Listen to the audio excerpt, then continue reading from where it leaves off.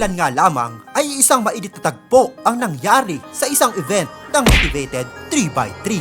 At ito nga ay kinasasangkutan ni Boss Toyo. Sa mga hindi nakakilala kay Boss Toyo or kilala sa totoong pangalang Jason J. Lusadas, ay kilala bilang isang sikat na vlogger at may pangalan nga itong Pinoy Star. Isa nga ito sa pinakasikat at maimpluwensyang content creator at negosyante ngayon sa Pilipinas.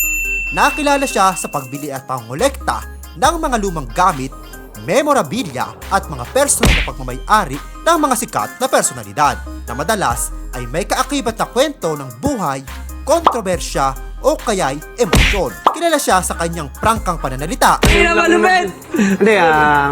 Ngunit may malasakit din naman sa mga taong lumalapit sa kanya. Mga katropa, akala nyo ba sa pelikula lang mapapanood ang ganitong eksena? Ayun, no? Naturo pa, nadamay pa si Tristan, no? Isipin nyo ito, nasa gitna kayo ng isang mataong mall para sa isang event, ang Motivated 3x3, pero sa halip na simpleng cheering at laro lang ang abangan, biglang uminit ang paligid. Nauwi nga sa tensyon at girian.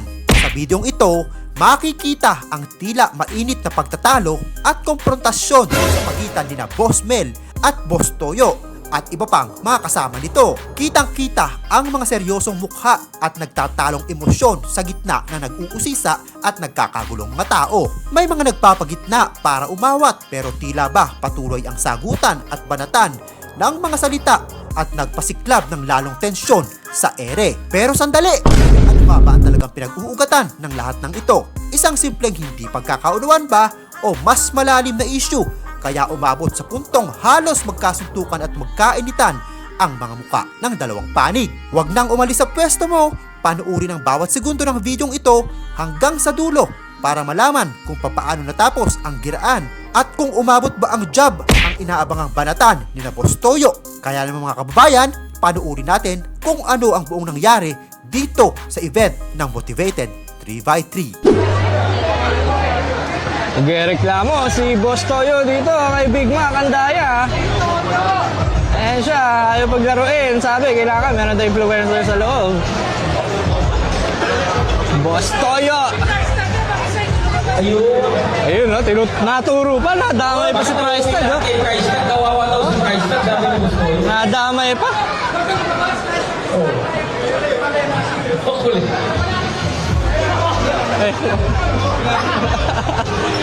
May komosyon.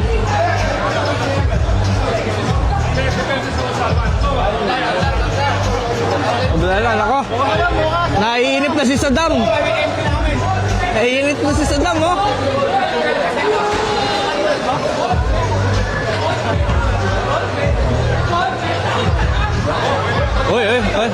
Ay, gaway na. Ay, seryoso na. Uy, sinuntok. Sinuntok.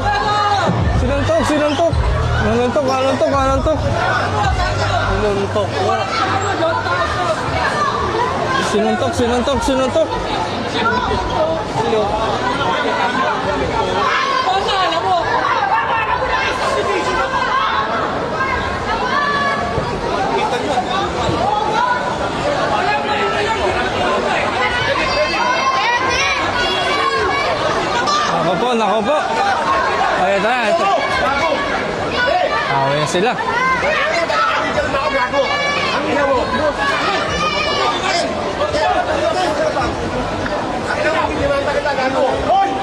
Didemandahan sila. Ay,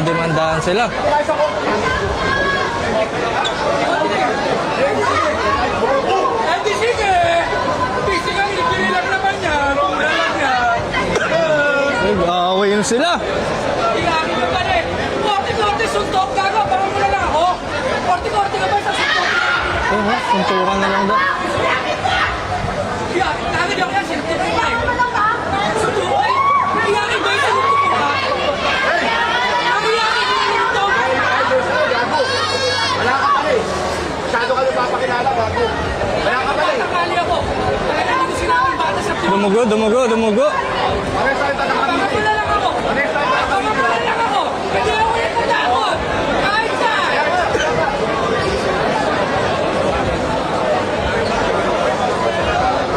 Kagulo na.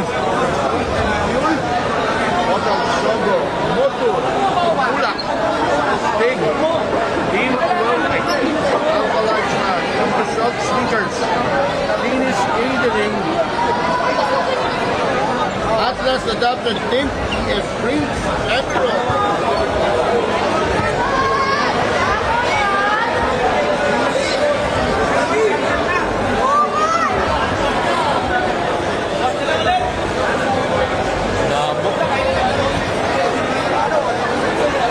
Umabot yung job ni Boss Toyo. Umabot yung job. At kung nagustuhan nyo ang mga ganitong klaseng content, ay ini-invite kita mag-subscribe at pakahit na rin ang notification bell para lagi kang updated sa mga viral video na ipopost natin dito sa ating YouTube channel. Maraming salamat sa iyong panonood.